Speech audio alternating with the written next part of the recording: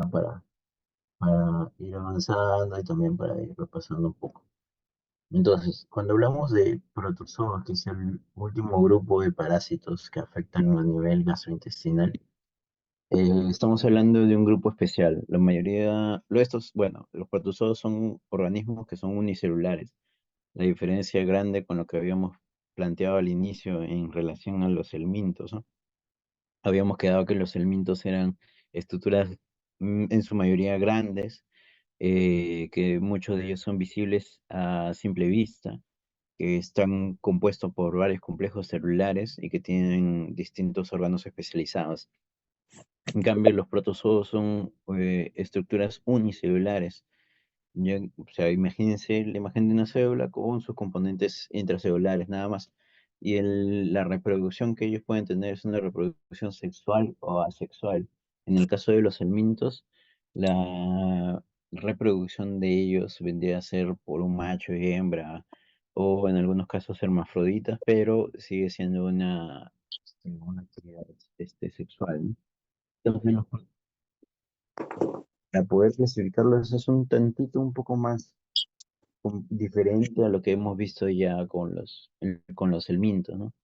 Los protozoos, para efectos de nosotros, vamos a clasificarlo tipo ameba, flagelados, apicomplexas, ciliados, microporidios. Esto debido a la característica especial que tengan cada uno, ¿no? Por ejemplo, las amebas tienen pseudópodos, ¿no? Estos pseudópodos son como algunas extensiones que le permite dar en su estructura celular para movilizarse como si fuesen unos pies. Los flagelados, bueno, eso ya lo conocemos muy bien, es porque tienen una estructura tipo flagelo que le permite la movilización. Apicomplexas, porque en una de las porciones de su superficie tiene un complejo apical, que vendría a ser como una especie de aparato que le permite unirse a otra célula y penetrar a través de su membrana. Este complejo apical le permite ingresar a células. Hay otros que tengan unos estructuras en toda su superficie, ¿ya? Los ejemplos más resaltantes, por ejemplo, en las amebas, ya hemos conversado sobre estas amebas, todas las amebas de vida libre, la Naegleria, Cantomoeba, o la entamoeba exolítica, que es muy importante, que desarrolla una diarrea disentética, acceso hepático, ¿no? Los flagelados, el ejemplo más importante que nosotros tenemos gastrointestinal es Giardia lambda, ¿no? Otros, ¿no? Como Leishmania y Trypanosomas, y por ejemplo, o el Brucei, pero la Giardia lambda a nivel gastrointestinal es el agente de importancia. Y los antibióticos son, sobre todo los que son los más importantes, los que tienen una actividad gastrointestinal, como Cryptosporidium, Cystoisospora, Ciclospora. Existen otros también apicomplexas, pero su disposición es en otros tejidos, ¿no? Como el Plasmodium o el Toxoplasma gondii. Los ciliados es el Valentinum coli, ¿no? Entonces, estos van a ser el protozoo como tal, que tienen una gran importancia. Existen otros, sí, existen otros en gran cantidad, algunos de ellos, muchos no, pero es importante identificar cuáles son los más importantes. Ahora, de estos protozoos, los que tienen mayor actividad gastrointestinal que estoy presentando en imagen son los más frecuentes y los que debemos tener más consideración sí o sí. El primero vendría a ser la Giardia. Giardia cambia o también denominado intestino. Es un protozoo de una estructura bastante resaltante. Ya la hemos podido ver en el laboratorio, sin embargo, ahorita vamos a evidenciarlo un poquito más. Otro vendría a ser Cystoisospora belli, que también es un protozoo, pero que pertenece a un grupo de los apicomplexa, ¿no? Este era flagellado, este es apicomplexa. Además de ello, pertenece a un grupo denominado coccidias.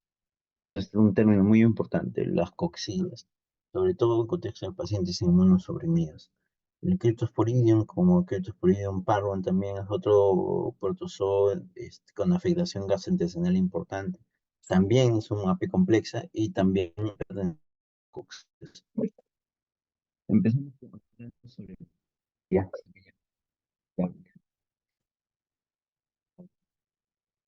es sencillo, y una justo ahí nos vendría a ser la forma. Tenemos quística,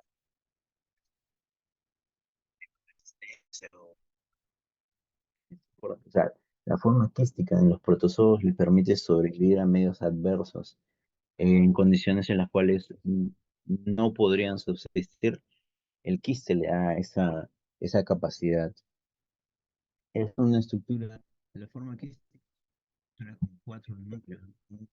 Tres, es medio ovalado y tiene entre sí dos axostilos que vendrían a ser una parte muy resaltante para reconocer. En cambio, la forma de trofozoito tiene una estructura piriforme, pera, invertida. Pero lo más llamativo de estas estructuras que salen de sí, que son los pelos. En este caso, los axostilos también se encuentran en una disposición que le da la estructura,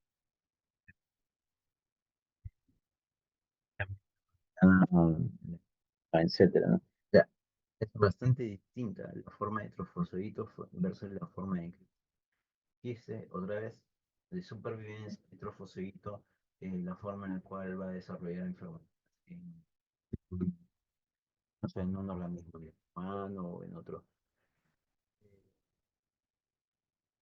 El ciclo de vida empieza nuevamente con alguien infectado. Esta persona infectada libera estructuras como el trofozoito o el quiste, ya que son liberados,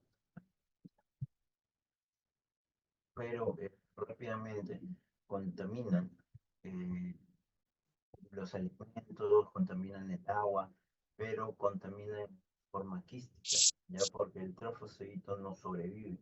Hemos dicho, el trofozoito a las condiciones ambientales, pero en quistes. Entonces, rápidamente el trofozoito pasa a una forma quística. Esta forma quística contamina entonces, las aguas y la persona lo que ingiere es el, la forma quística.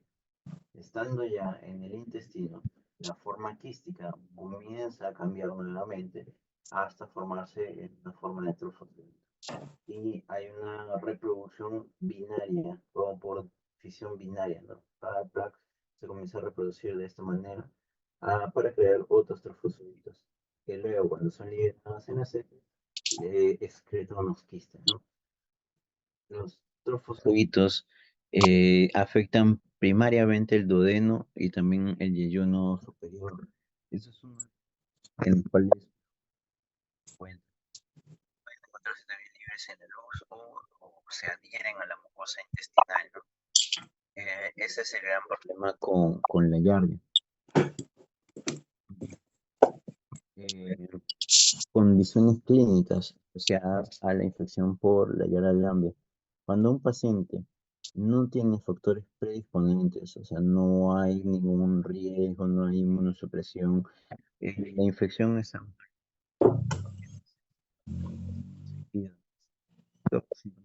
gastrointestinal.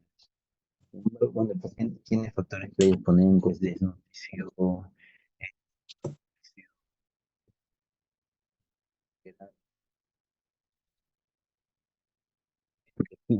fluidos intestinales. Entonces ahí comienza a desarrollar las manifestaciones clínicas, causando dolor abdominal, diarrea, mala absorción, ¿sí? Porque se pegan tanto y hay tantas yardias, o bueno, tantos trofosoditos y yardias pegadas en la mucosa, que no lo puede absorber como tal los nutrientes. Entonces, nuevamente acá tenemos los factores predisponentes para la persona, ¿no? Una persona malnutrida, una persona que tiene hipocloremia, un paciente que tiene algunas alteraciones inmunes, tiene una inmunodeficiencia con la inmunoglobulina A, causa una inflamación persistente a nivel intestinal. Esta inflamación persistente es ocasionada por la diarrea lambia, genera los enterocitos. Entonces comienza a haber alteraciones epiteliales como tal, causando un borramiento de las vellosidades y también una secreción errática de las enzimas. Entonces, estas condiciones asociadas conllevan a desarrollar mala absorción. La característica en la cual la persona que se alimenta no puede absorber nutrientes y comienza a eliminarlos de manera intestinal. Lo normal es que uno cuando se alimente, a nivel intestinal, en todo el trayecto comienza a absorber distintos nutrientes. Pero al ver las condiciones de aburrimiento, intestinales, la persona comienza a perder todos los nutrientes por nivel. Acá tenemos una diversidad intestinal normal. Fíjense cómo es la estructura, bien resaltante. Hay unas vellosidades que resaltan bien bonito. En cambio, en una mucosa que está asociada a la yarda de alambre, a la infección por yarda de alambre, hay un recambio, ya no se ven estas vellosidades bien marcadas. Hay una alteración, hay inflamación. Entonces, esto no le va a permitir al intestino poder absorber bien. ¿En qué se traduce esta mala absorción? Mala absorción de las vitaminas, ¿no? Hay mala absorción de vitamina A, D, E, K, ácido fólico, vitamina B y la silosa. Entonces, se pierden bastante cantidad de nutrientes. Y Doctor, ah, doctor, disculpe, buenas noches. No sé si soy yo o creo que no le escuchamos bien, de ratos como que se aleja y no podemos escuchar bien. a ver, ¿en este momento me escuchan bien o igual? Sí, ahí sí, pero de rato como que se aleja. Dame un segundo.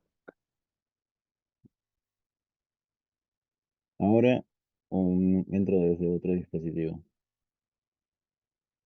Ahí sí se escucha. ¿Sí? Ujú. Ya, acá. Si es que no se escucha bien, me avisan. Mm, ¿En qué parte más o menos, o hasta qué parte se logra escuchar bien? O bueno, ¿desde dónde repito? Como para que...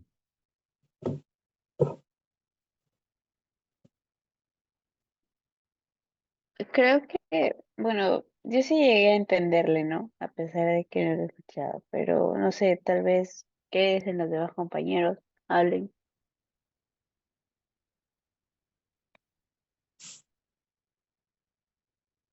Sí, a mí también se escucha así.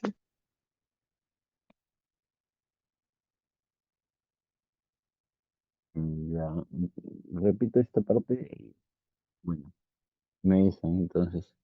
Si es que se corta de nuevo, sino para entrar desde otro dispositivo. ¿Ya? Ya, entonces, habíamos mencionado que existen algunos factores predisponentes que van a ocasionar que ya, comience a generar más daño. Factores, por ejemplo, de la malnutrición o alteraciones inmunes. Hay una inflamación persistente, hay un recambio acelerado de los enterocitos y todo esto se va a traducir a que hay como si estuviese habiendo un tapizado, ¿no? Una repetilización, pero con enterocitos inmaduros, enterocitos que no están bien desarrollados, que no va a tener vellosidades per se bien desarrolladas, no va a tener una inmadurez enzimática. Entonces, al haber borramiento de las vellosidades, al haber inmadurez enzimática, lo que se traduce es en una mala absorción. Esta mala absorción es ocasionada justo por lo que hemos dicho, ¿no? Tenemos acá la patología de una mucosa normal, con bien resaltadas las vellosidades, bien una anatomía bien uniforme. Sin embargo, cuando hay alteración, las células o los enterocitos han sido recambiados, ¿no? Entonces, las vellosidades han sido borradas, no se puede observar una buena arquitectura anatómica. Entonces los nutrientes no son absorbidos de manera adecuada. Lo principal y los más resaltantes que están relacionados a la mala absorción son, por ejemplo, la vitamina A, D, E y K. Así también el ácido fólico, la vitamina B1 y la silosa. Entonces, en un paciente con una mala absorción por el hambre, ocasiona la pérdida de todos estos nutrientes y se traduce en que el paciente desarrolla en estados crónicos una desnutrición bien marcada. En la etapa aguda de la enfermedad, cuando estamos hablando en unos pocos días de haber estado infectado, lo que se produce típicamente es una diarrea con un poco grado de fiebre, dolor abdominal, vómitos, distensión y flatulencias. No es comúnmente asociado la disentería a este cuadro, pero en los estados crónicos, ya la diarrea pasa un poco de lado, va a tener todavía, pero es un cuadro ya más intermitente. Eh, Hay lo más resaltante, una pérdida de peso y una malnutrición. Claro que en estos niños, sobre todo, eh, la desnutrición lo que va a producir es un retardo en el crecimiento. Entonces, esta infección típicamente nosotros lo vamos a encontrar en población pediátrica. Entonces, en estas personas, cuando tienen esta infección de manera crónica, pierden tantos nutrientes que no le va a permitir ganar peso, no le va a permitir un crecimiento adecuado. Entonces, es importante tenerlo en cuenta en esta población en específico. Otra de los agentes que generan infección intestinal son el grupo de las coccidias. Las coccidias es un grupo importante. Tenemos nuevamente el subreino protista y habíamos diferenciado distintos patógenos y entramos en el grupo de los apicomplexos que les mencioné. Estos apicomplexos que tenían el complejo apical, que es como una especie de llave como para poder ingresar a las células como tal. No tienen un medio definido de locomoción y son intracelulares. Mm, Ingresando en este grupo se encuentra el grupo de los coccidias o las coccidias. Y ahí tenemos varios ejemplos. La cistoisospora, la ciclospora, critosporidium. Son los principales intestinales. Luego está el toxoplasma, el plasmodium, pero estos no son intestinales, tienen otros tejidos dianas que van a generar daño.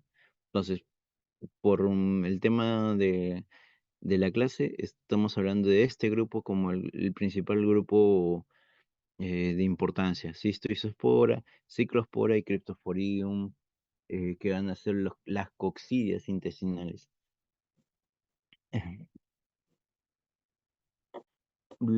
Las coccidias tienen ciertas características, ¿ya?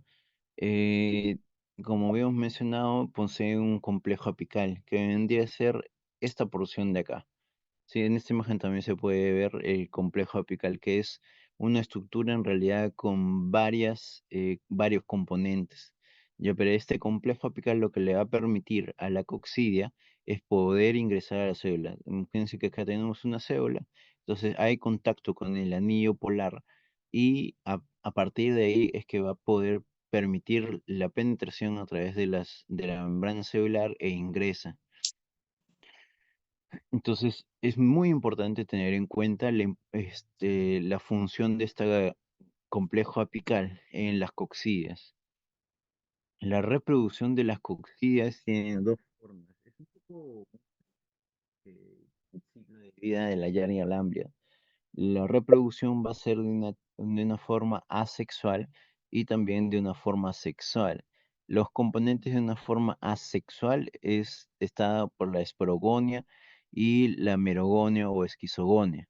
Y el componente sexual está dado por los gametogonias, ¿ya? O, o subdividido en los gametocitos, ¿no? En la parte asexual, lo que va a suceder es una división múltiple del núcleo y van a ver, como se ve en la imagen, o sea, el núcleo se divide y los núcleos se van a dispersar hasta la periferia.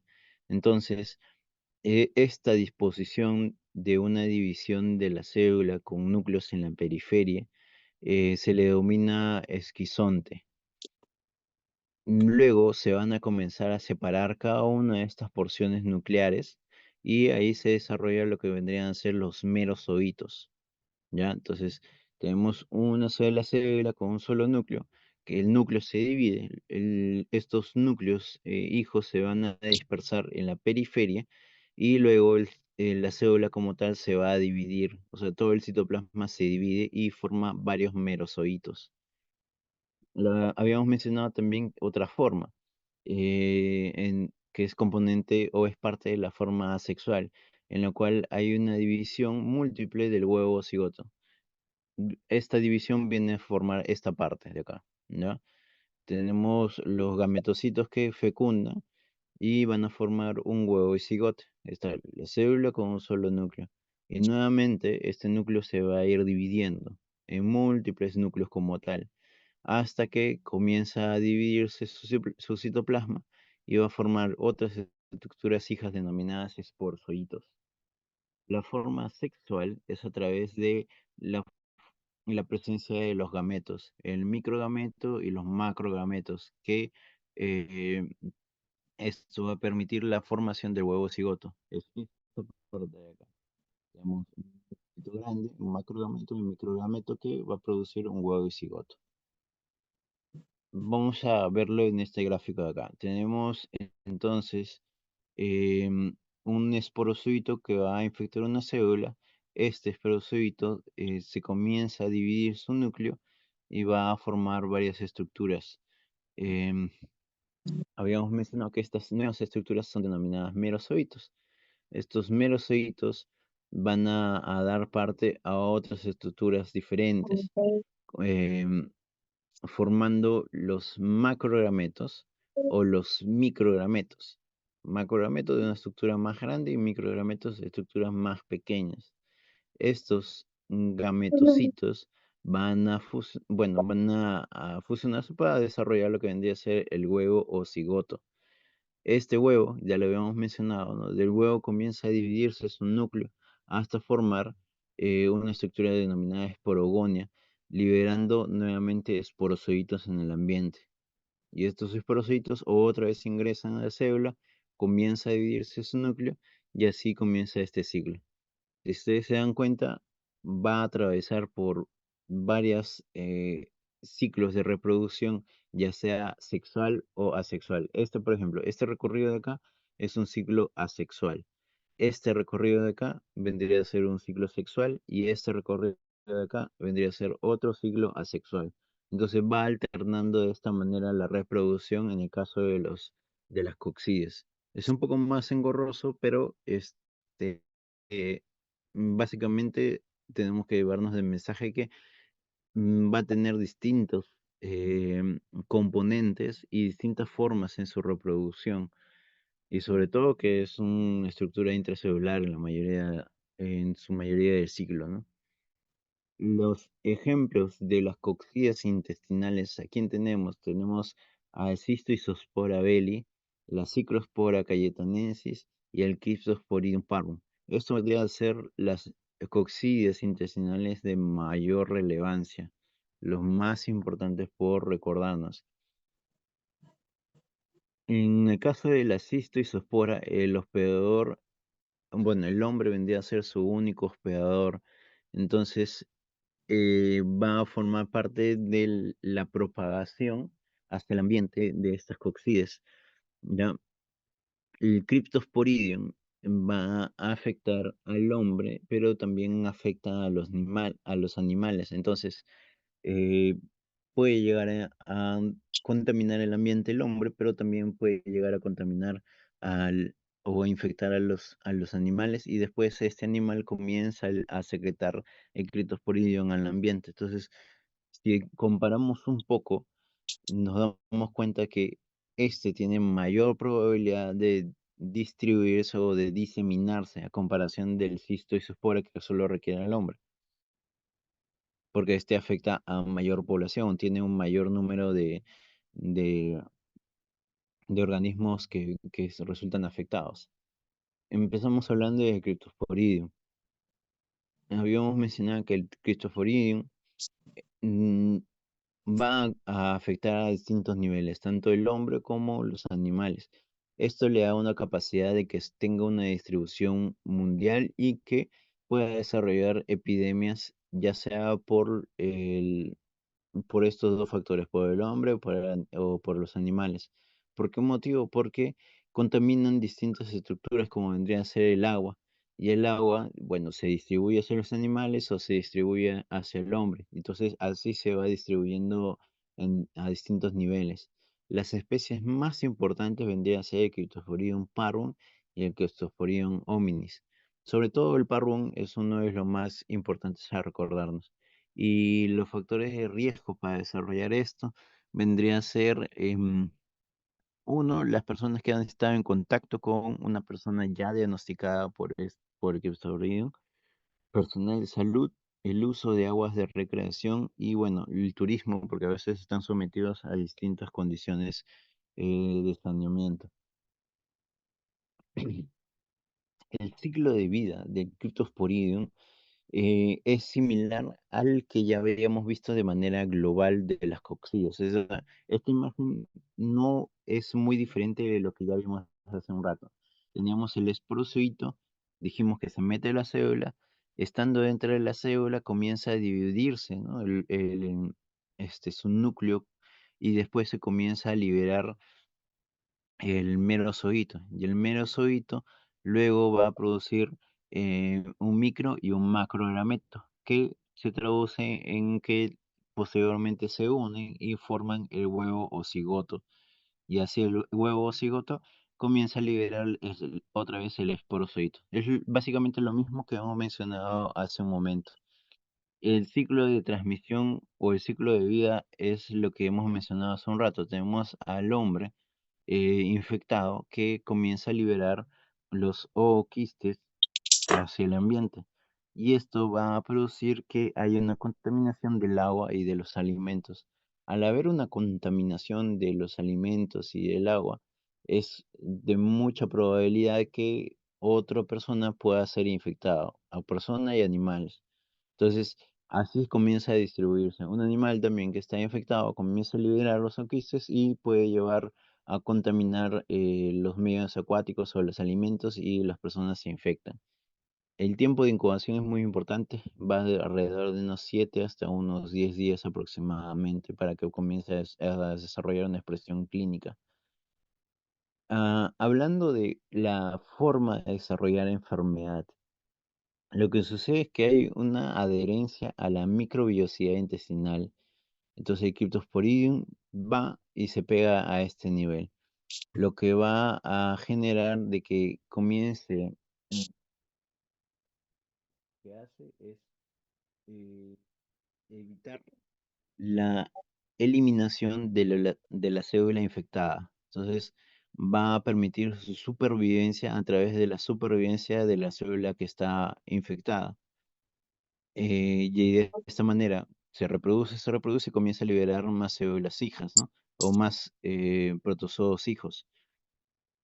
Aparte de ello, lo que va a generar es comenzar a secretar algunas interleucinas, como la interleucina 8, que crean una reacción inflamatoria local o en ese nivel.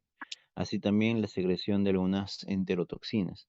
Entonces se produce una secreción de serotonina y prostaglandina E2. Lo que va a generar esto va a ser un aumento del peristaltismo intestinal. Al haber toda esta secreción de mediadores inflamatorios, de interleucina, lo que va a haber es un llamado de auxilio hacia los neutrófilos o las células leucocitarias. Entonces, esto lo que va a producir es una alteración de las células intestinales y se va a traducir también en una apoptosis de las células epiteliales, va a haber atrofia de las vellosidades de los enterocitos y se va a traducir en una subsecuente malabsorción, ¿no? Habíamos dicho, si hay atrofia de las vellosidades, hay malabsorción, lo mismo que sucede en el caso de la Yardia alambria. Otro de los mecanismos que sucede es que él secreta una enterotoxina. Esta enterotoxina va a mediar lo que es una inhibición de la absorción de sodio y glucosa. Entonces, si es que el sodio no se absorbe, tampoco se va a absorber de manera adecuada el agua y se va a producir una diarrea secretora y una diarrea osmótica. Entonces, a través de estos dos mecanismos que se produce, una diarrea secretora y osmótica y una mala absorción intestinal. Otra de las coxidas que es importante recordar vendría a ser la Ciclospora cayetanensis. El ciclo de vida de la Ciclospora cayetanensis también es similar a lo que ya hemos mencionado. El único hospedador vendría a ser el humano. Entonces viene un humano infectado y comienza a liberar quistes inmaduros a través de las heces. Producen una contaminación de los alimentos, una contaminación del ambiente, de las aguas, lo cual va a generar que el hombre nuevamente se infecte por este ooquiste. Y así continúa el ciclo de infectación. La diferencia era que entre Cryptosporidium parvum y los otros eran que el hombre vendría a ser el agente principal de Cryptosporidium parvum, animales y hombre, ¿no? Entonces, el ciclo de vida, similar a lo que hemos mencionado, no hay en realidad mucha gran diferencia, ¿no? Tenemos los ooquistes que van a comenzar a generar estas células hijas que entran a las células y comienzan a producir lo que vendría a ser los micro y los macrogametocitos que posteriormente desarrollan un huevo o cigoto y otra vez se van dividiendo. Es básicamente la misma secuencia que ya hemos conversado previamente. La Ciclospora cayetanensis, como habíamos mencionado, también es un patógeno que se mete a las vellosidades o las células como tal. Acá tenemos las células intestinales, en la mucosa intestinal, ¿no? Que hacen las vellosidades como tal. Y este conglomerado es un conglomerado en el cual se encuentra la Ciclospora cayetanensis. Entonces, al estar ahí, lo que va a producir es una enteritis, atrofia de las vellosidades, hiperplasia de las criptas, alteración de la arquitectura del epitelio, y también va a haber una vacuolización del citoplasma, como vemos acá, ¿no? Forma una vacuola.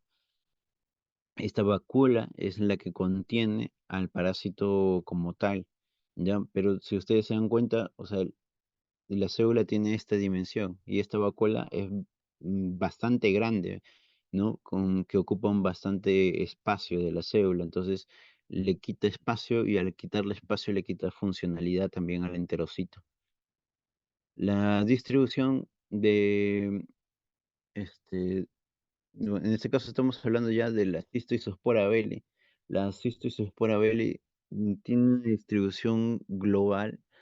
eh, los lugares donde más se va a encontrar son en regiones tropicales o subtropicales. Sin embargo, no es exclusiva de ese ambiente. Se puede encontrar en otros países que no son considerados tropicales. El reservorio van a ser los mamíferos como tal. Y el mecanismo de la transmisión va a ser a través de la ingesta de los ooquistes por alimentos y aguas contaminadas.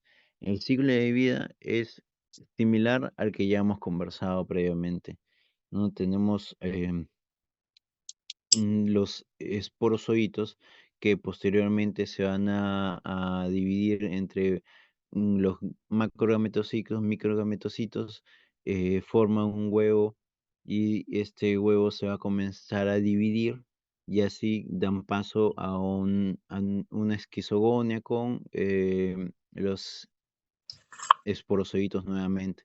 Entonces, esto es importante este siglo porque básicamente se va a repetir en todos los protozoos que hemos mencionado, salvo ciertas pequeñas diferencias como tal, pero básicamente se repite. La Ciclospora belli, entonces, o la Cistoisospora belli es causante de una diarrea aguda. em, en la cual no va a haber presencia de sangre, pero sí presenta dolor abdominal y fiebre. En los cuadros crónicos, como en los pacientes con infección por virus del VIH, causa una diarrea crónica con mala absorción. De la misma manera puede desarrollar una colecistitis litiásica o una infección diseminada en condiciones de pacientes con inmunosupresión celular. O sea, no hay un control adecuado del parásito por la inmunosupresión del paciente y comienza a diseminarse a distintos tejidos extraintestinales. Acá tenemos dos imágenes bastante resaltantes, porque en este lado tenemos la Cystoisospora belli, la Cystoisospora belli que está depositada intracitoplasmáticamente, ¿ya? En cambio, el Cryptosporidium parvum es intracelular, ¿ya? Porque está dentro de la célula, pero está extracitoplasmática. O sea, si ustedes se dan cuenta, acá está el citoplasma y Cryptosporidium parvum pareciera que está fuera de la célula. Sin embargo, no es que estás fuera, está por dentro de la membrana, pero da la imagen porque está fuera del citoplasma de esta célula. En cambio, no, el cistoespora está dentro del citoplasma y está dentro de la célula, así que no hay mucha confusión. Este es el que da un poco más de complicaciones porque es extracitoplasmática. La patogenia va a estar ligada del estado inmunológico del paciente. La mayoría de estos casos están ligados a los cuadros de inmunosupresión celular como paciente con VIH en estadio SIDA, sobre todo cuando los recuentos de CD4 son bastante pequeños o bastante inferiores a 100 células por mililitro. Este, el Cryptosporidium, por ejemplo, lo que está causando era una inflamación persistente a través de la presencia de polimorfo nuclear de linfocitos y causa atrofia de vellosidades e hiperplasia de las criptas, lo que se traduce en una mala absorción. En cambio, la cistoisospora, en cistoisospora belli, lo que causa es una inflamación persistente a través de la presencia de los eosinófilos. Estos eosinófilos causan atrofia de las vellosidades e hiperplasia de las criptas, lo cual se traduce nuevamente en mala absorción. O sea, el mecanismo por el cual llegan a desarrollar mala absorción los dos son diferentes. Clínicamente, ambos causan mala absorción porque las vellosidades están dañadas y, al igual que la yarda lamblia. Pero el mecanismo para llegar a esto es diferente. El cistoisospora a través de la presencia de los eosinófilos y el Cryptosporidium a través de las células leucocitarias como los polimorfos nucleares y los linfocitos. Ahora, al haber presencia de eosinófilos en la cistoisosporiasis, lo que se va a desarrollar son unos cristales de Charcot-Leyden que son cristales que podrían ayudarnos un poco al diagnóstico de la enfermedad, ¿no? Porque estos cristales son por la aglomeración de estos eosinófilos. Y los eosinófilos son provocados por la presencia de la cistoisospora, ¿no? A diferencia de Cryptosporidium. Entonces, nos podrían indicar que la infección está dada por una cistoisospora. Acá tenemos la imagen. Tenemos el Cryptosporidium. Habíamos dicho que tenemos la célula y pareciera que está fuera de la célula, pero no, está fuera del citoplasma, pero dentro de la membrana. Entonces es intracelular extracitoplasmático. La ciclospora belli la ciclospora cayetanensis y la cistoisospora belli, ambos son intracelulares, acá está intracelular, intracelular, y son intracitoplasmáticos, ¿no? Todo esto es el citoplasma y está dentro de ello. Todo esto es citoplasma y está dentro de ello. A nivel intestinal, el Cryptosporidium se deposita a distintos niveles. Yeyuno, ilion, por ejemplo. El- en cambio, la Cyclospora cayetanensis y la Cystoisospora belli tienen una mayor predominancia por afectar a nivel duodenal ambos.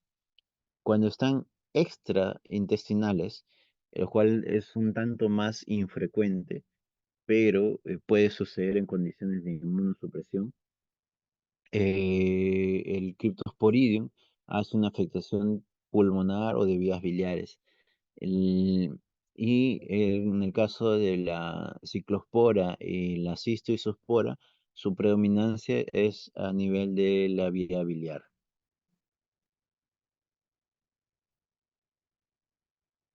¿Cómo se adquieren entonces estas infecciones? Cuando hablamos de la yardia, hablamos de que esta infección es predominantemente a través de contaminación fecal por animal o por el humano. La cistoisospora, habíamos dicho que el humano vendría a ser su principal reservorio y el Cryptosporidium, el humano y el animal. Entonces, los tres por medio de fecalismo. Los tres, la vía de entrada va a ser a través de la vía digestiva. Y el elemento infectante va a ser, en la mayoría de ellos, el ooquiste, sobre todo el quiste maduro. El Giardia va a ser el quiste como tal, simplemente denominado. La Giardia, su morfología, ya lo habíamos mencionado, es una estructura en forma de una pera, pero que tiene unos flagelos y que tiene unas estructuras que llaman mucho la atención como si fuese un rostro sonriente o una cara de una bruja. El quiste tiene sus núcleos, pero es una estructura más ovalada. En el caso de la cistoisospora o denominada isospora, el método que se va a utilizar, al igual que Cryptosporidium, va a ser un método de Nielsen modificado o también llamado King-Jong. ¿Ya? ¿Para qué? Para que se resalte la estructura como tal y pueda ser visible. El más grande vendría a ser el cistoisospora. Es una estructura grande, ovalada, que puede estar acompañado de un solo núcleo en el caso de un oquiste maduro. Con Lugol también se puede visualizar, pero no es tan fácilmente reconocible porque es bastante pequeño, ¿no? Entonces, el King Jong nos ayuda bastante. Cryptosporidium también nos ayuda a diferenciarlo, se tiñe bastante resaltante de una coloración media rojiza, a diferencia del resto del contenido celular, ¿no? Que es azul. Entonces se van a visualizar estas estructuras rojizas. Aquí tenemos nuevamente unas visualizaciones, ¿no? Tenemos la Cystoisospora belli, que hemos dicho que es la de las coccidias, la más grande, en forma de, o medio ovalada, con un núcleo bastante prominente. El Cryptosporidium parvum va a ser la estructura más pequeña y la Cyclospora cayetanesis es una estructura mediana. La cistoisospora, por ejemplo, mide entre 25 a 30 micrómetros, ciclospora 7.5 hasta unos 10 micrómetros y Cryptosporidium desde unos 4.2 hasta unos 5.4 micrómetros. Es importante, es importante porque esto nos va a permitir poder diferenciarlos unas de otras. Pero de esto es lo más fácil, la cistoisospora belli es mucho más fácil de reconocer. Entonces tenemos estas estructuras, ¿no? Tenemos la yarda lamblia, que vendría a ser esta cara, ¿sí? La cara de la bruja, con sus flagelos, una estructura flagelar, pero también podemos encontrar el quiste como tal. Las coccidias, como el Cystoisospora belli, una estructura bastante ovalada, alargada por los polos.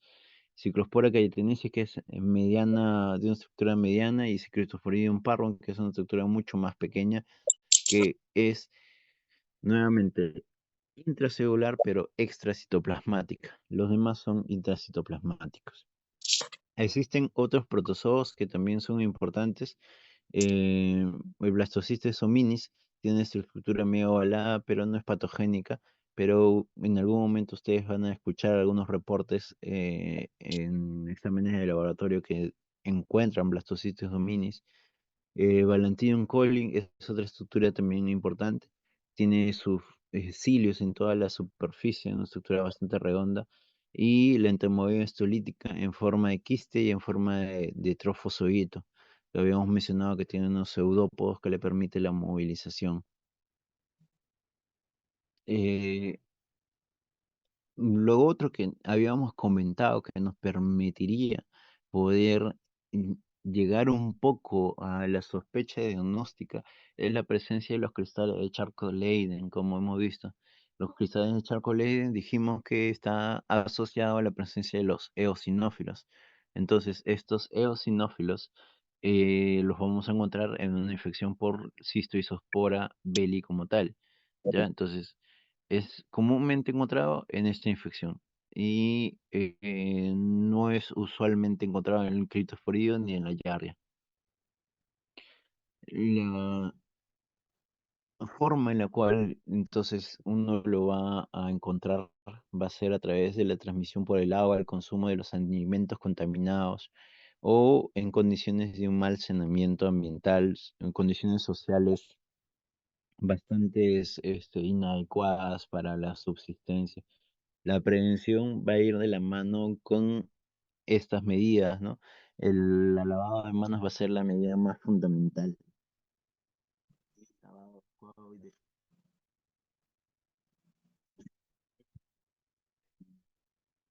el manejo de la contaminación adecuada también nos va a poder limitar la transmisión de la enfermedad. Entonces, es muy importante todo ello.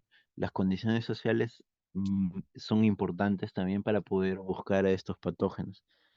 En Lima, eh, como centro de la ciudad, no es comúnmente frecuente, pero en estos barrios que no tienen un adecuado saneamiento en la periferia de Lima, también se puede llegar a encontrar en bastante incidencia. Entonces, es muy, muy importante tenerlo en cuenta.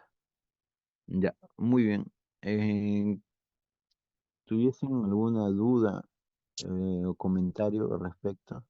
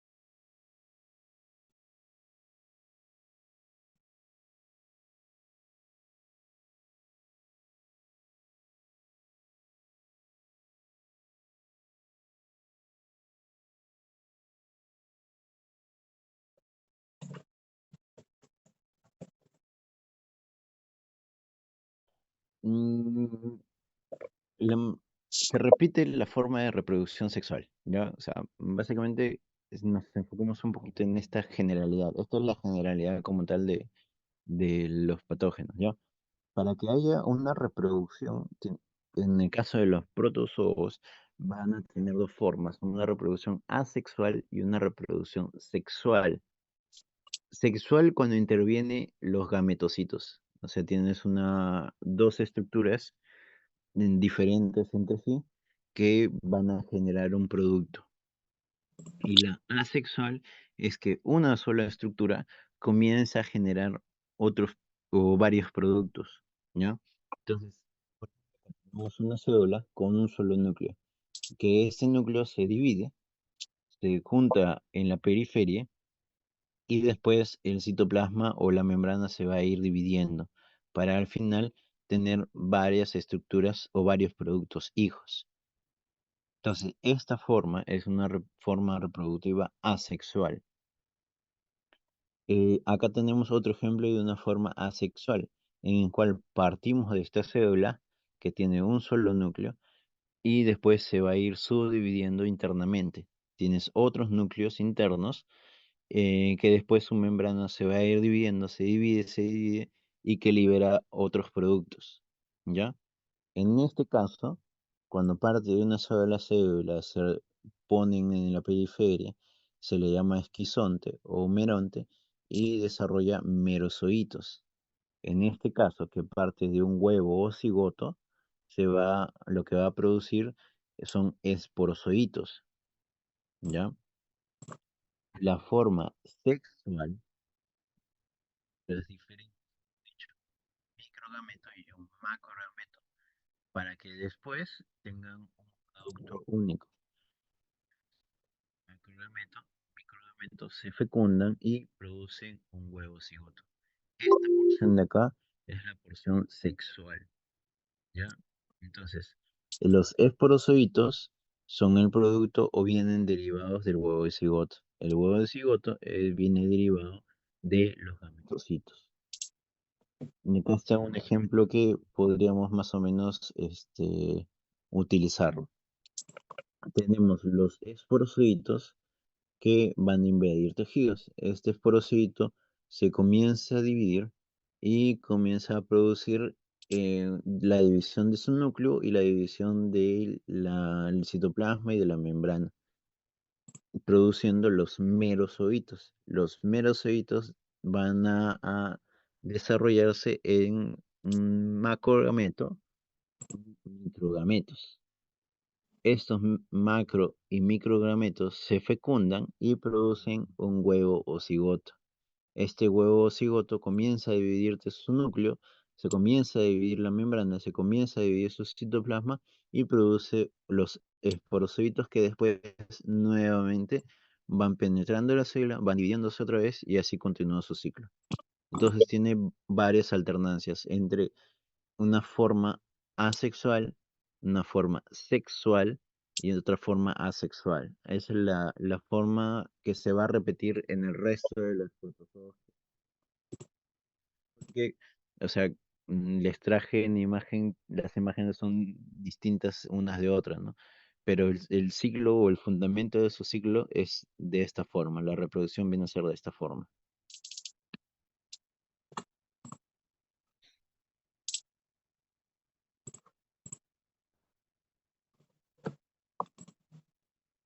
Claro. O sea, ese es el siglo, la alternancia entre asexual, sexual y asexual.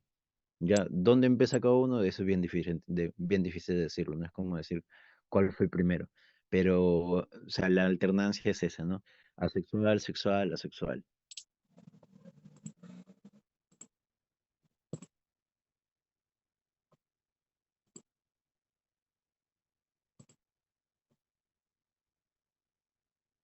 Ok,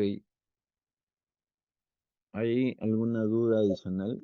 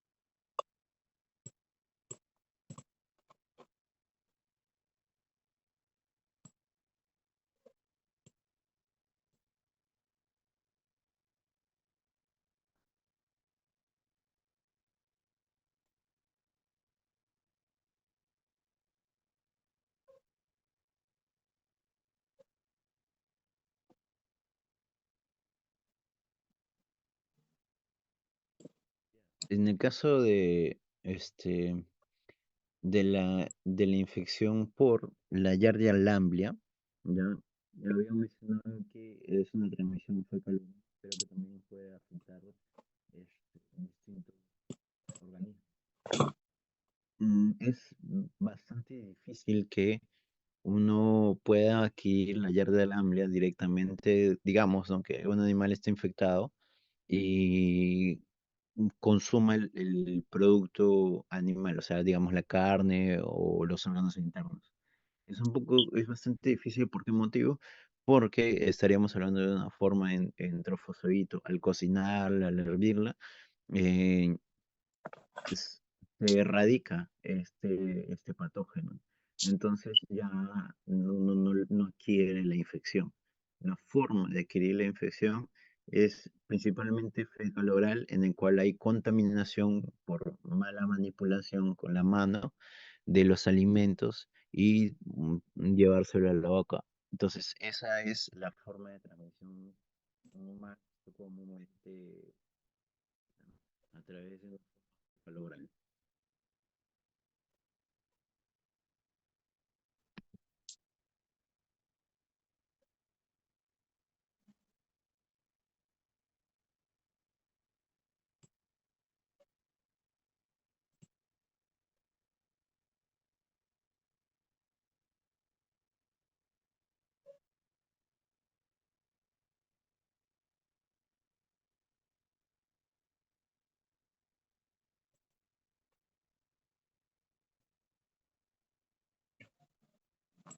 Doctor, si mal no recuerdo, le tocaba exponer al grupo de Wendell, de Carlos y también al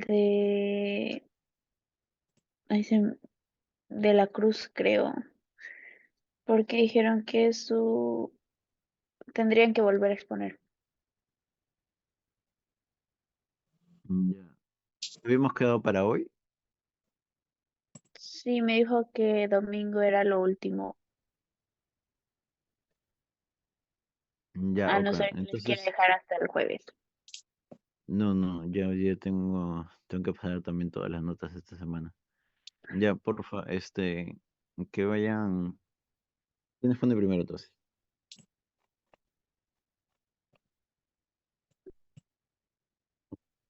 Ya, Wendell, Carlos y de la Cruz también creo, ¿no?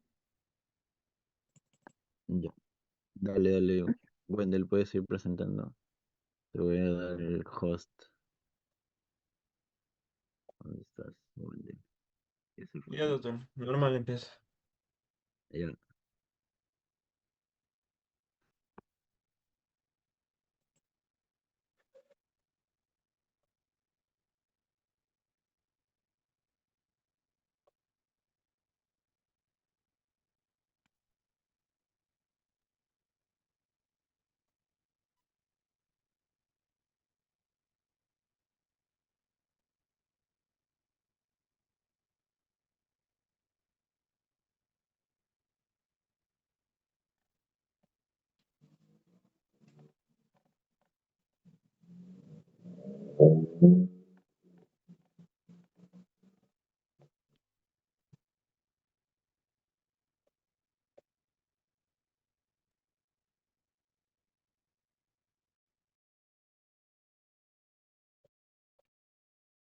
Doctor, ¿puede empezar?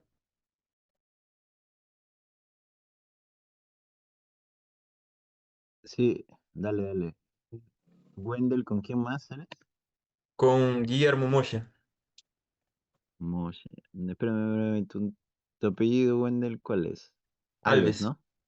Sí, Ya. doctor. Tu compañero Moshe, no lo Corvo, encuentro. acá estoy. ¿Tu apellido cuál es, Moshe? Chung, Álvarez Chung. Ya, está por acá. Ya, ok. Ya, dale, por favor. Ok.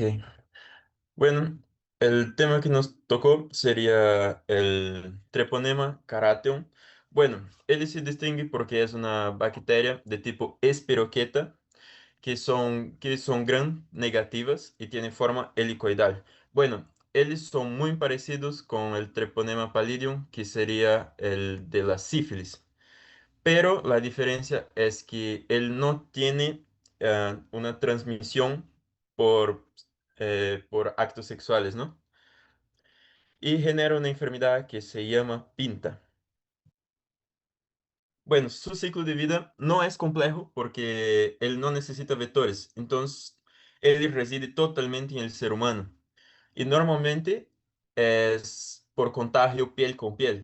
O sea, tocas la mano a una persona que está contagiada y tienes una herida, bueno, ya estás contagiado.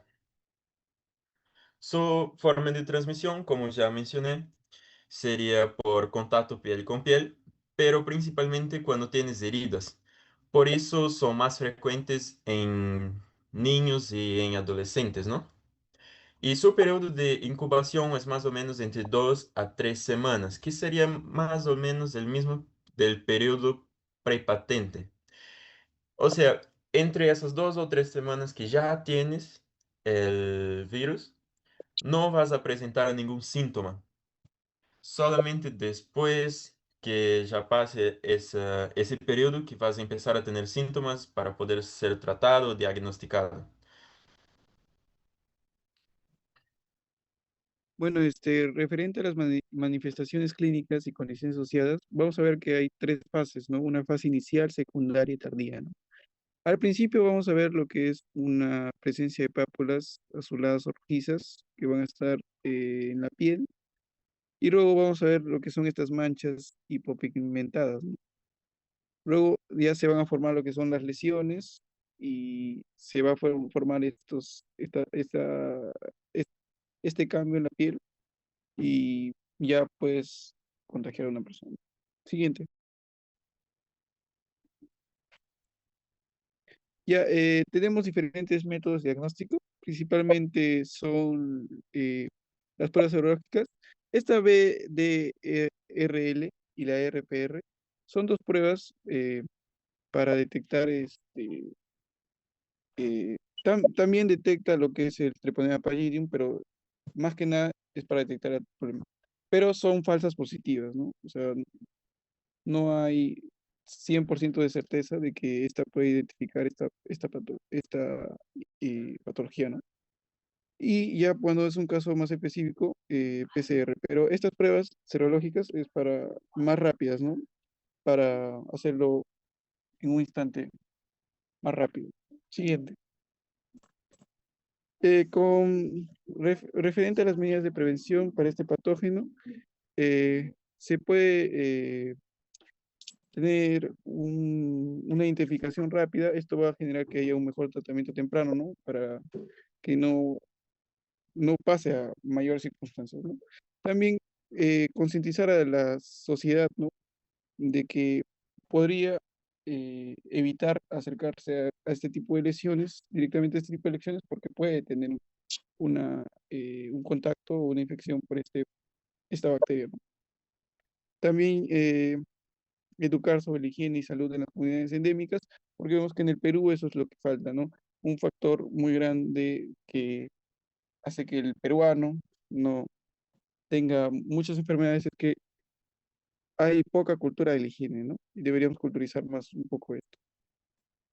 Campaña de salud pública, yo creo que también es importante porque nosotros debemos de, como digo, concientizar a la comunidad para que al final la gente ya esté preparada, ¿no? Para este tipo de cosas.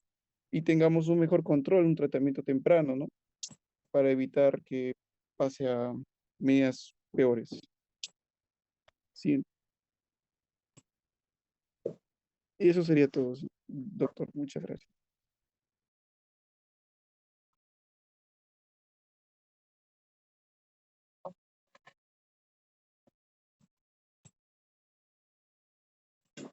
Ya, bacán. O sea, es importante recordar que en parte de los otros treponemas que son los treponemas no venéreos, que desarrollan lesiones que en su mayoría son más cutáneas que sistémicas. Entonces, estas lesiones cutáneas no son per se amenazantes para la vida, pero son importantes porque le crean lesiones que quedan y quedan como rezagos por mucho tiempo.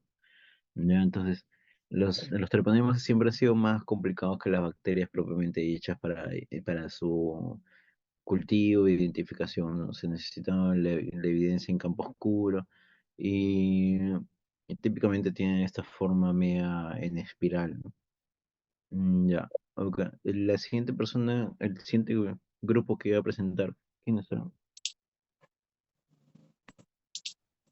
Doctor, buenas noches. Sí, buenas noches, Doc. Seguimos nosotros.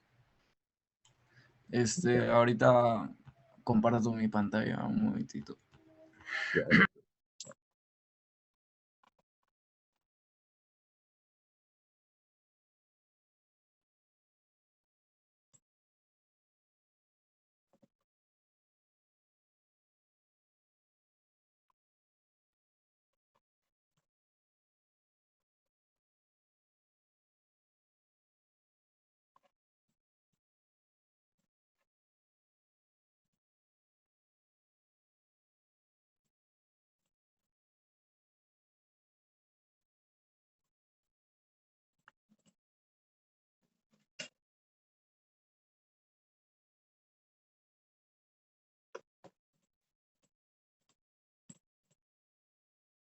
Ok, ¿se me escucha, Doc? Buenas noches. Sí, sí, sí. Dale. Ok. Muy buenas noches con todos, queridos compañeros, querido doctor. En esta oportunidad, mi compañero Enzo y yo vamos a hablar sobre un patógeno, un hongo muy interesante que, bueno, que trata sobre que va a ocasionar una micosis sistémica emergente. Este patógeno se llama el Penicillium marneferi, también conocido como Thalassomesis marneferi. Bueno, a lo largo de esta exposición vamos a ver sobre su morfología, sus características biológicas, mecanismos de transmisión, manifestaciones clínicas, diagnóstico y tratamiento, todo dentro del enfoque médico y clínico. Siguiente, por favor. Para empezar, nosotros debemos saber que el Penicillium marneferi es un hongo que es dimórfico, ¿no? O sea, ¿qué quiere decir? Que se va a encontrar en dos formas. Cuando nosotros estamos en una temperatura ambiente, va a tener su forma micelial, y cuando está dentro del cuerpo humano, en su forma levaduriforme, que es la forma que va a dañar tejidos y órganos, eh, va a ser en una temperatura de 37 grados centígrados. Siguiente, por favor. Bueno. Desde el punto de vista estructural, en su forma ambiental observamos hifas septadas y conidios distribuidos en cadenas, lo que le da esa apariencia clásica del género Penicillium. Como nosotros podemos observar en la imagen de abajo, el que está primerito, esa es su forma micelial. Sin embargo, en su forma parasitaria, que es la que encontramos en el cuerpo humano, se manifiesta como levaduras ovaladas que se dividen por una fisión central. No sé si se podrá observar en la imagen de abajo, que se puede ver unas separaciones en las levaduras en la zona central, lo cual es una característica muy distintiva y útil para el diagnóstico diferencial frente a otras micosis. Además, en medios de cultivo como el agar sabaurot produce un pigmento rojo característico que difunde en el medio, lo cual también orienta al diagnóstico microbiológico. Continúa.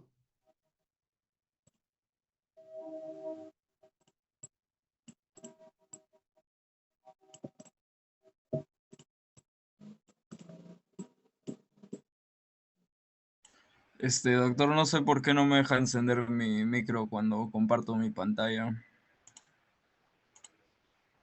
A ver. Ah, ya está, creo. ¿Se me escucha? Sí, sí. A ver, prueba.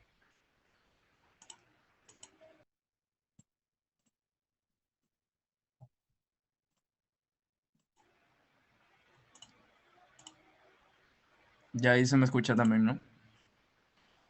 Sí. Ya, muy bien. Siguiendo ahora, muy buenas noches con todos, antes de todo. Siguiendo ahora con el ciclo de vida del Penicillium marneferi, tenemos sus dos formas, ¿no? Porque es un hongo difórmico. En el ambiente, a temperatura ambiente, ¿no? Que vendría a ser 25, 30 grados centígrados, tiene su forma micelial, que como, bueno, ya algunas características que dijo mi compañero, ¿no? Forma unas hifas septadas que producen conidifioros y conidios. Este hongo se suele encontrar mayormente en suelo húmedo, ¿no? Lo que viene a ser siendo este ambiente más que todo tropical, se podría decir. Excremento de animales, ¿no? Puede ser en una chacra, por así decirlo, ¿no? En vegetación también en descomposición, en nidos de bambú y en roedores bambúes, que próximamente vamos a ver un ejemplo. Y bueno, aquí podemos ver también una descripción gráfica, ¿no? Donde también se puede almacenar en cítricos, ¿no? Mayormente se almacenan esos. Y bueno, también en vegetales en descomposición. Ahora, siendo también viendo para empezar el ingreso al huésped, tenemos que este va a ingresar al huésped principalmente por la vía aérea. ¿Por qué? Porque el huésped va a hacer una inhalación, va a inhalar, y si la zona está muy húmeda, muy cargada de estos conidios, va a ingresar por su vía respiratoria hasta el pulmón, ¿no? Estos conidios que quedan suspendidos en el aire. Y generalmente vamos a ver que afecta a personas inmunosuprimidas, como por ejemplo personas VIH y entre otros. Ya. Ahora en el huésped, la temperatura cambia, ¿no? Tenemos la forma levaduriforme, que vendría a ser la forma parasitaria. En el ambiente cálido del cuerpo, de estos 37 grados centígrados aproximadamente, los conidios se transforman en levaduras, que tienen su forma ovalada típica, ¿no? Elíptica, y se reproducen por fisión binaria, no gemación como por ejemplo otros hongos. Y tienen una característica también de separación transversal, cuando son aspirados por la vía aérea llegan hasta el pulmón, ¿no? Y bueno, con mis compañeros que estamos viendo respi, ¿no? Tenemos que en el alveolo se pueden encontrar estos macrófagos. Los macrófagos fagocitan a este parásito ya prácticamente. Pero estos sobreviven dentro de los macrófagos alveolares. Y dentro de ellos se replican y causan toda esta patología, ¿no? Aquí podemos ver también esta descripción gráfica, ¿no? En su forma no parasitaria, donde está a 25 grados centígrados, donde participa en la señalización varias proteínas que se repiten, ¿no? Como estas que podemos ver acá, la RASA, la CFLA, y etcétera, entre otras. Y ahora en su forma parasitaria, que, bueno, por lo menos aquí hay una proteína que no se replica, en este caso, que vendría a ser la DRK. Bueno, esto sería en su forma parasitaria, ¿no? Su ambiente de 37 grados centígrados. Y cambian, ¿no? Cambian a ser levaduras y se replican como ya también, por fisión binaria. Ya. Ahora, hablando en un caso más grave, ¿no? Que vendría a ser la diseminación sistémica. No, hablando desde los pulmones, ¿no? Estos se diseminan, las levaduras viajan por el sistema linfático, llegan a la sangre por el sistema venoso, luego al arterial, y etcétera, se diseminan sistemáticamente. Podemos ver afecciones en la piel, como estas lesiones papulonodulares umbilicadas, y también en los ganglios linfáticos van a causar estas inflamaciones que en esta radiografía no sé si se puede ver bien, pero aquí hay ganglios linfáticos muy inflamados. Sí sé que tal vez no se nota bien, pero ahí están señalados. Y bueno, también va a afectar el hígado, el vaso, otras estructuras como la médula ósea y bueno, los pulmones mismos, que vendría a causar una neumonía fúngica. Ya en los reservorios del Penicillium barbenei tenemos a los bambúes, mayormente del sudeste asiático, ¿no? Como estos países, por ejemplo, Tailandia, Vietnam, China, entre otros. Se asocia más a la descomposición de estos mismos bambúes y las heces de estas ratitas que se llaman, esta ratita de bambú, que son las Rhizomis spp. Y bueno, también vendrían a ser un conservorio de este patógeno.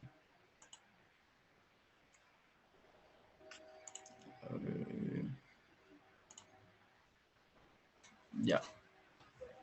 También formas de transmisión, bueno, lo que ya les habíamos mencionado, ¿no? Por la inhalación de conidios ambientales, y en sí no hay una evidencia sólida que hay una transmisión de persona en persona, así que sería muy principalmente por esta inhalación de conidios ambientales. Ya, el periodo de incubación ahora vendría a ser variable y poco definido, y bueno, también como le veníamos mencionando, en personas inmunodeficientes, este va a actuar porque es un hongo oportunista. Y ahora, en caso contrario, ¿no? Personas inmunocompetentes pueden incluso no desarrollarse. A ver, un momentito. Bueno, continuando en cuanto a las manifestaciones clínicas, ok, ya. Continuando con las manifestaciones clínicas, en un inicio estas suelen ser inespecíficas, lo que nos puede dificultar el diagnóstico de esta enfermedad. Entre los síntomas más comunes se encuentran en una fase inicial la fiebre, la pérdida de peso, la tos seca por el hecho de que afecta al pulmón y linfadenopatías. Conforme avance el tiempo se van desarrollando más signos o manifestaciones clínicas como vienen a ser las lesiones cutáneas, que son pápulas umbilicadas similares a molusco contagioso que se suelen desarrollar en zonas como la cara, el torso y las extremidades. Bueno, como también mencionó mi compañero, también puede llegar a causar una hepatoesplenomegalia, que es básicamente un símbolo, un signo, que como vamos a observar en la imagen de abajo, es una niña que tiene hepatoesplenomegalia, que es prácticamente un crecimiento normal del hígado y del vaso. Bueno, también como afecta al pulmón, puede causar neumonía y una infección diseminada especialmente en personas con inmunosuprimidas. Continúa, por favor. Bueno, para los métodos diagnósticos, nosotros vamos a tener tres métodos principales, que van a ser de cultivo, de microscópico y, bueno, en tinciones especiales como el PAS y el GROCO. Para esto nosotros vamos a utilizar, para el cultivo nosotros vamos a utilizar tres muestras importantes, que son la sangre, médula ósea o biopsias, y lo vamos a observar en agars, en un medio de cultivo agar saborot, que el cual, eh, como vimos en una imagen anterior que yo os había explicado, vamos a poder observar en su forma micelar y en su forma levaduriforme. Y bueno, esto va a revelar el pigmento rojo característico. En una microscopía directa vamos a observar las células levaduriformes con fisión central y en ediciones especiales como PAS o GROCOT vamos a visualizar las levaduras en los tejidos que pueden estar dañados. Y como mencionó mi anterior compañero en la anterior exposición, para nosotros poder hacer un diagnóstico un poco más precisos, podemos hacerlos en centros especializados con el PCR y pruebas moleculares. Bueno, siguiente, por favor. Para el tratamiento de esta enfermedad o de este patógeno, de este hongo, se va a dividir en dos fases. Va a ser la fase de inducción, donde vamos a administrar anfotericina B liposomal por vía intravenosa durante al menos 2 semanas, que básicamente lo que va a hacer es controlar rápidamente la infección activa. En la fase de consolidación es básicamente para erradicar la infección residual, todo lo que queda de este patógeno, de este hongo, y que va a ser mediante el intraconazol por vía oral durante un mínimo de 10 semanas. En el caso de personas que puedan llegar a tener VIH o ICD-K4 menor de 100, se recomienda también realizarse una profilaxis para que estas personas no puedan recaer. Esta profilaxis es con itraconazol también. Siguiente, por favor. Bueno, finalizando, para volver a hablar sobre las medidas de prevención uno tiene que ya saber por cultura general, es importante que nosotros evitemos actividades al aire libre en zonas de alto riesgo, sin una protección adecuada, ya sea mascarillas, botas, especialmente en personas con inmunodeprimidas que puedan evitar el contacto con regiones húmedas o también con material en descomposición de los bosques, ¿no? Como mencionó mi compañero, de los bambús, de las heces de la rata de bambú. Bueno, y en pacientes con VIH se recomienda una profilaxis antifúngica si los niveles de CD4 son bajos. Y eso sería todo. Muchas gracias.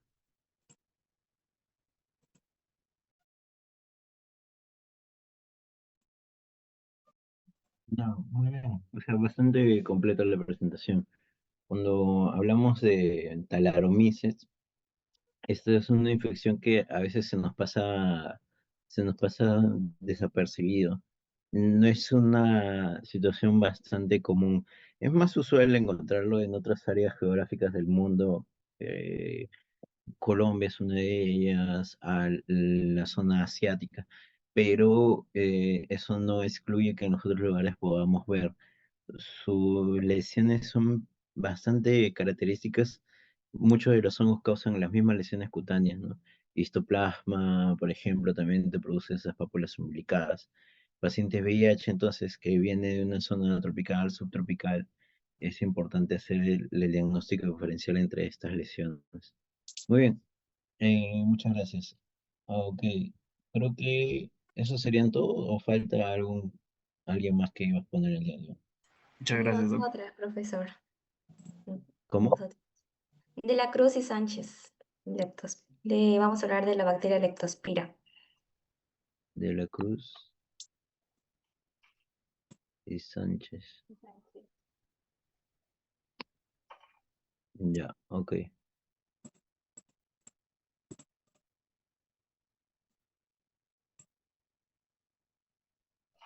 ¿Se me escucha? Buenas noches.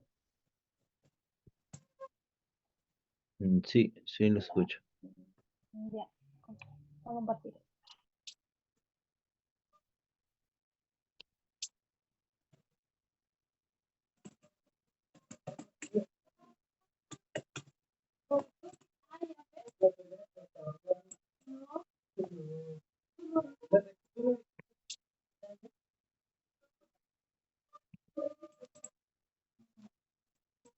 Ya. Buenas noches, doctor y compañeros. El día de hoy voy a hablar, mi compañero y yo vamos a hablar sobre la Leptospira interrogas.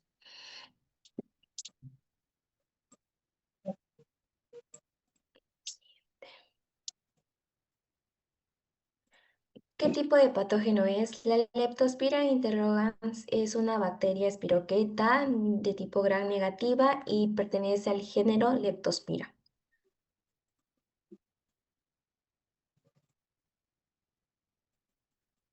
Su ciclo de vida consiste en que animales domésticos, los roedores, los animales que están en las granjas, se, se, co- se infectan de esta bacteria Leptospira y esta bacteria se va a alojar principalmente en los riñones, exactamente en los túbulos renales. Entonces, cuando estos animales eh, orinan, esta orina ya va a estar infectada y para que la leptospira sobreviva va a ir esta orina hacia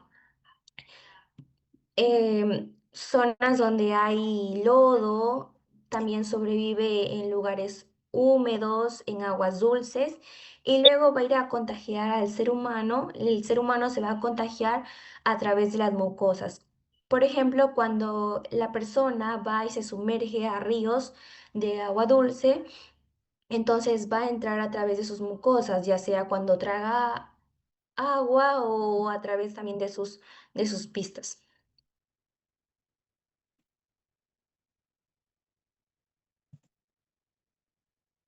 Ahora, ¿cuáles son los reservorios? Como comenté, domésticos como perros, vacas, cerdos y caballos, y salvajes como ratas y ratones. El hospedador, el humano es un hospedador accidental.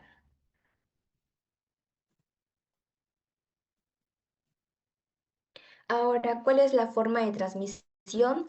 La forma de transmisión puede ser contacto directo, principalmente por la orina, o contacto indirecto por el medio ambiente. Cuando la orina se combina con estas aguas dulces o con charcos de lodos o barros o zonas húmedas.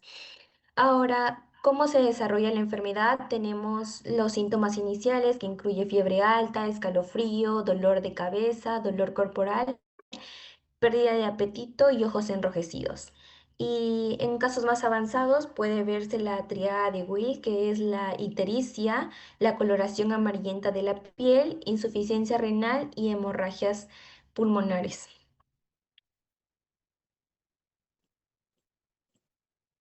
Ahora, ¿cuáles son los vectores más reconocidos? Sería la rata y el ratón.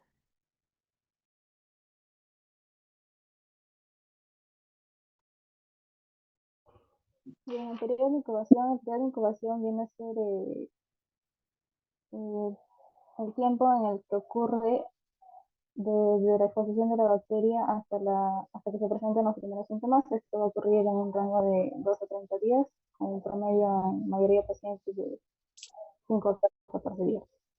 El periodo prepatente, que viene a ser el tiempo en el que la bacteria aparece ya sea en orina o en sangre. Esto va a ser variable, por ejemplo, en sangre puede aparecer de los días 4 al día 10, y lo que es en la orina puede aparecer después del día 10, en la primera semana.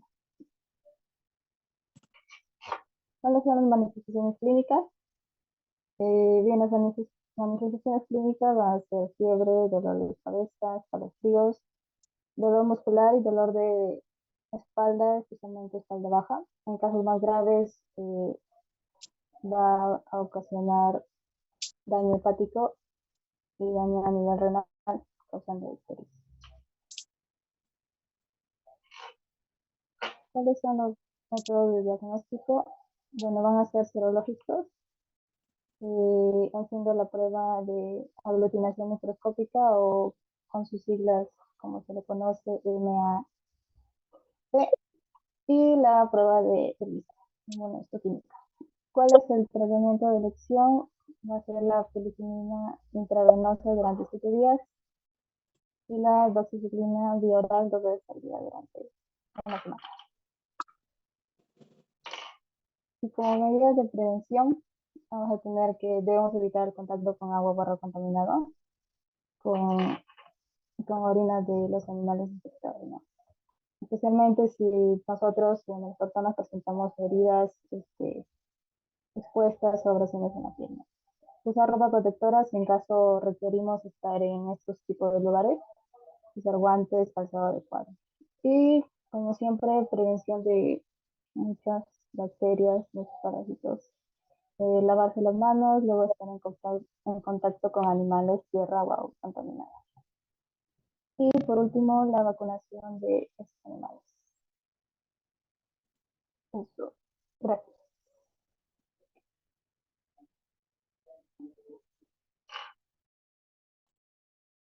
Ya, perfecto. O sea, la leptospirosis es una enfermedad bastante importante, de alta incidencia, sobre todo en aquellos lugares donde está en, en exposición con los, mm, las orinas o las excretas de los roedores.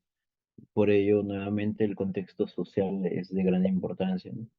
En las zonas de Quito, las zonas de la selva donde el alcantarillado no es adecuado y llueve y las aguas residuales están en contacto con las personas, entonces puede haber una diseminación de esta espiroqueta y desarrollar la enfermedad.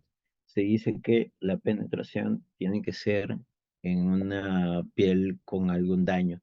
Sin embargo, varios autores también dicen que es independiente, ¿no?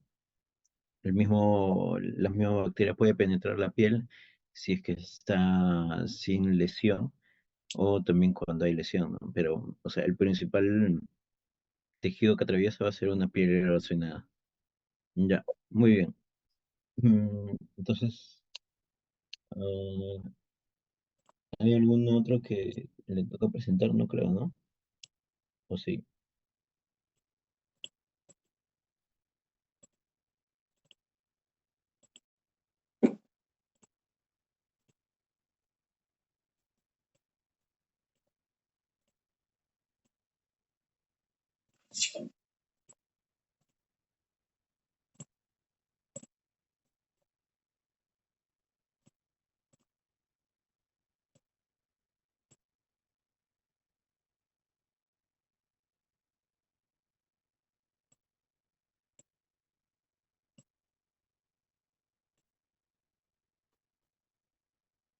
Ya, muy bien. Entonces, ya estamos dando por concluido todas las actividades virtuales y ya nos estamos encontrando presencialmente durante esta semana. Ya, cuídense, cuídense, descansen. Gracias, doctor. Hasta luego. Hasta luego, hasta luego.